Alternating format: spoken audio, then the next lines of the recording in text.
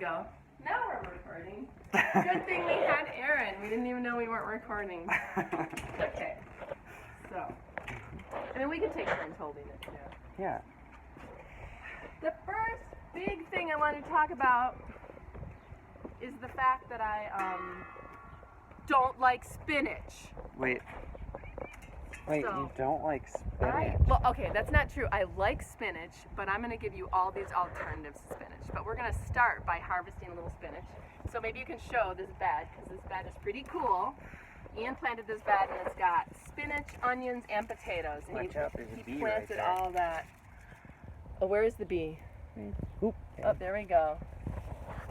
He planted all this, I don't know, a month or so ago. And so the spinach will die out as the potatoes get bigger and the onions get bigger. So it's a really nice interplanting.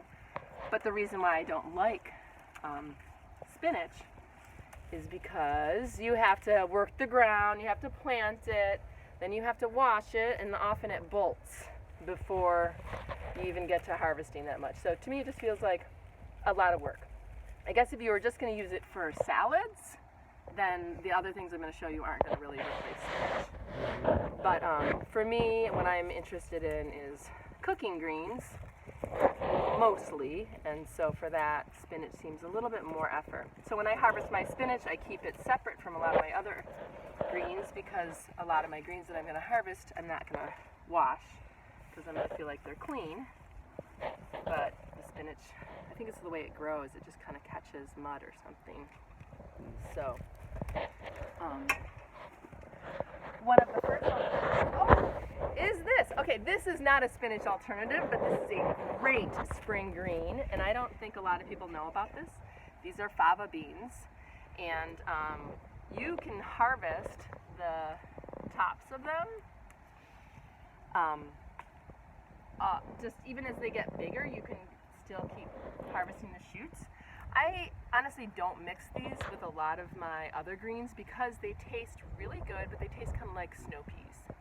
So they give a flavor to everything.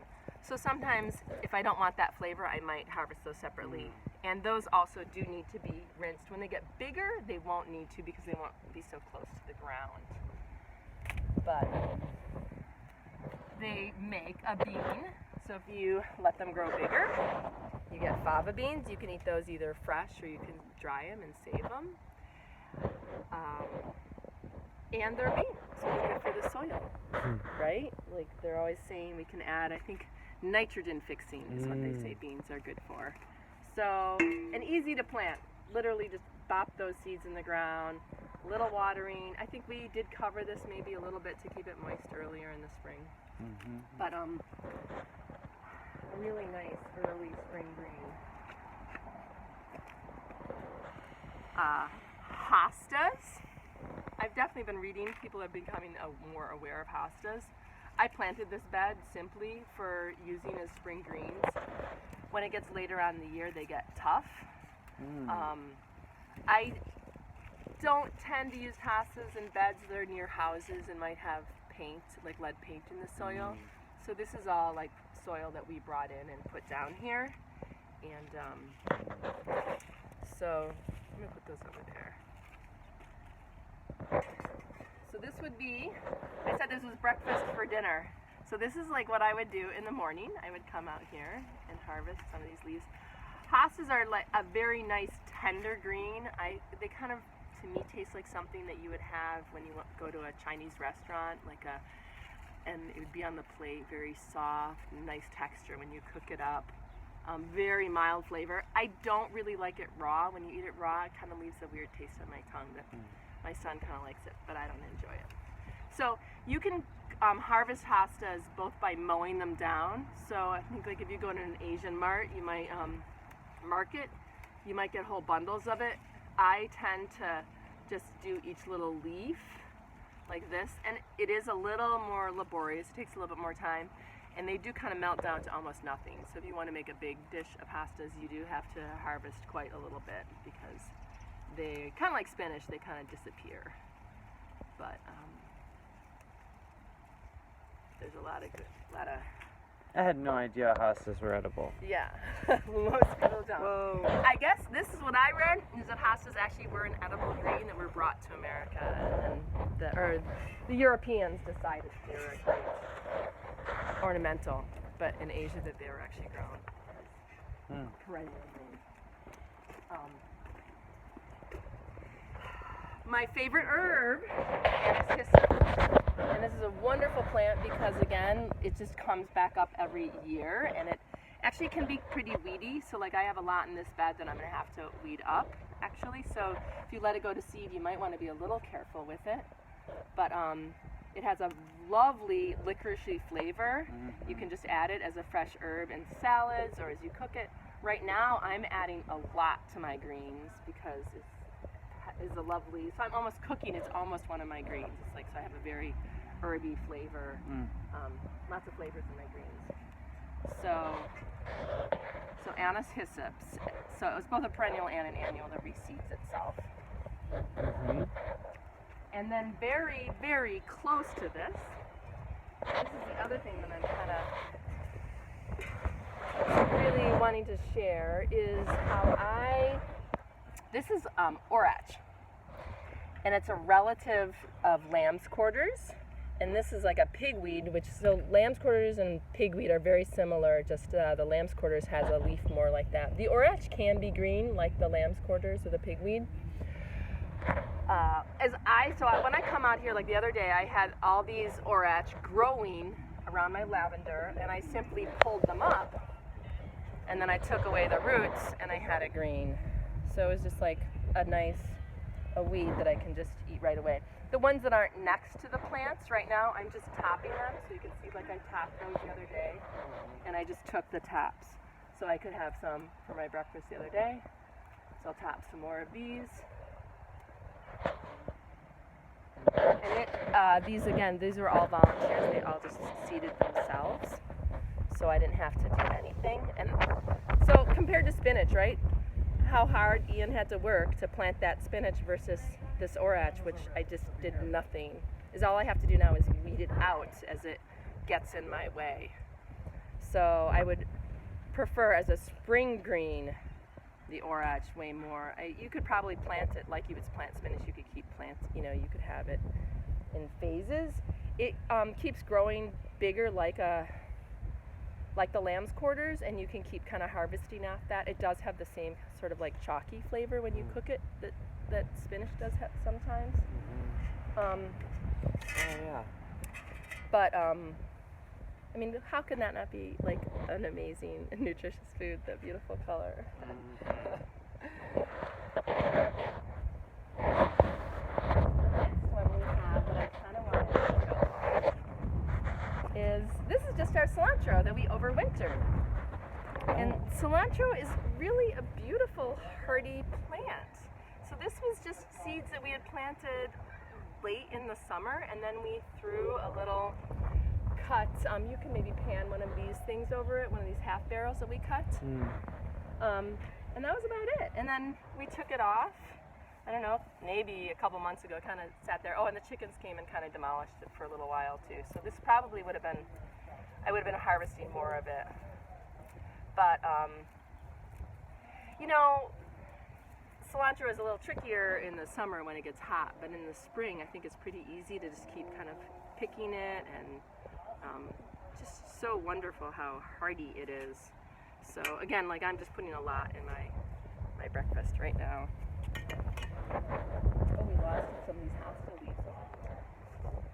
Did the wind do that? In the basket kind of tipped. Let's see. Oh, wait, we gotta pause. Lemon sorrel. This is can be a little aggressive in your garden, but it's one of my favorites. A very nice lemony taste. It's beautiful, like with a spinach or a spanakopita kind of thing. I think it's a pretty nice kind of lemon replacement.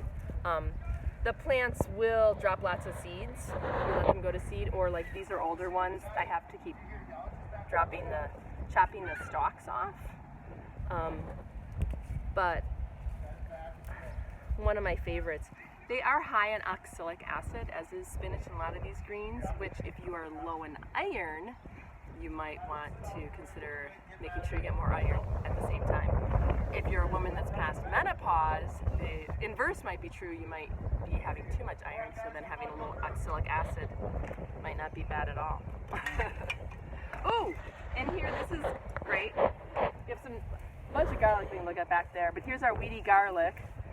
So if I had a fork, I might kind of dig a little bit of this up, but sometimes, and I don't think I'll really, oh, it just came out, but this is nice. You can just kind of use your weedy spring garlic as like an onion. So I've just been like kind of just using a little bit of the right here in dishes and then throwing the tops in my stock. So very little effort there, and the effort is actually getting rid of it when you want to plant the bed, but the food comes without any work. And this is Bob. Hi, Bob. These are our garlic beds. I'm really happy with how happy they are already this year. Oh, yeah. And then back here, let's see, is it still recording? I hope I have enough room on my phone. It looks like it's still Oh, working. it's 11:20, but maybe we won't know until we stop the video. No, it'll tell us if it runs out of time. Oh, okay. That's so good. So this is nettles, and nettles are the first green in the garden for me. So I've been eating them for a little while. When they're really short, I come out and pick them without gloves because they're so little. It's pretty easy to not get hit. When they're shorter and lower to the ground, I'll just eat the whole thing. Now that they're getting a little bigger, I will probably snip off the top and take off these bottom leaves to eat. So I'll just show that here, but I would really mainly do this in the kitchen. So that's pretty much what I would eat. And then again, this I would probably just throw in my stock pot, just for using for soup broth or whatever. So come out here in the morning, get a little bit of that. I think we're close to what you get for close to breakfast. They just ruined your video with those sirens. Oh, no, they didn't. It's just the city. That's the whole point. The city is full of food to eat, even with all the other drama. So. Well, your yard is. Well, the fact that we import any greens from California from May to September, to me, is literally insanity. Literally crazy. This is, so right here, there's more of that, if you can show, there's more of that lamb's quarters, or the pigweed.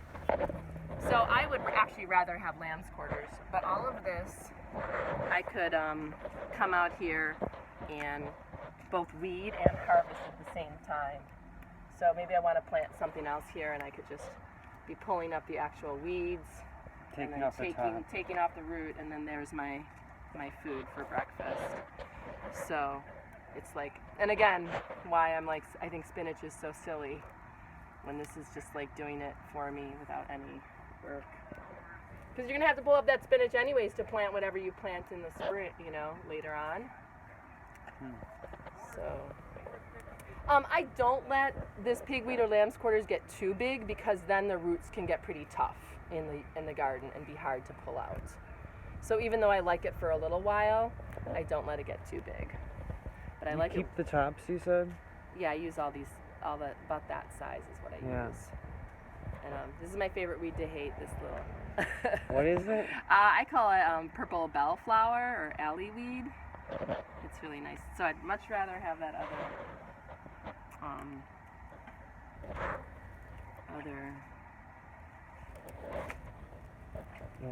I'd much rather the pigweeds or the lamb's quarters than I would that alley weed, right? It's the weed that I want. Oh, here's the difference. This is the lamb's quarters.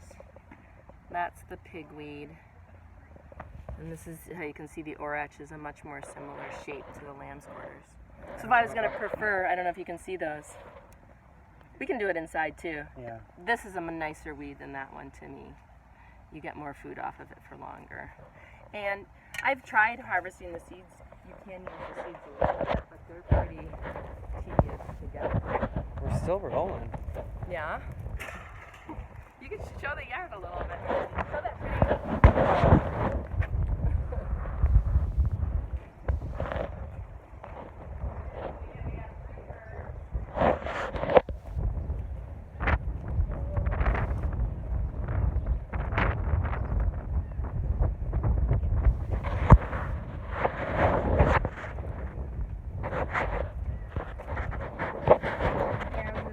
Nice healthy hops.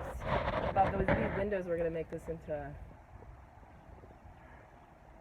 wall all this into windows. So that's a big project going on. That'll be a massive greenhouse. Yeah, that'll. Well, it's not going to be. It's kind of a storage last. We'd have to store it in there. So, let's see more of these. And I think that's most of it. Oh, you know the weed I don't have in this garden, which is really nice to have, is chickweed. I've actually tried to get chickweed to grow in my garden because it's right now, like at VGI's garden farm, there's lots of chickweed. I don't know what it looks like. It has little white flowers and it's like kind of like a ground cover. It's good in your salads. You can eat it raw or put it in your greens. It's a little stringy sometimes if you don't chop it well, if it's a little old, but it's a really good, nutritious eating herb and cooking. So I think what we'll do is we'll say this was the portion, this was our little portion outside, and now I'm gonna go stop this and go and see if anybody's checking in online and say hi.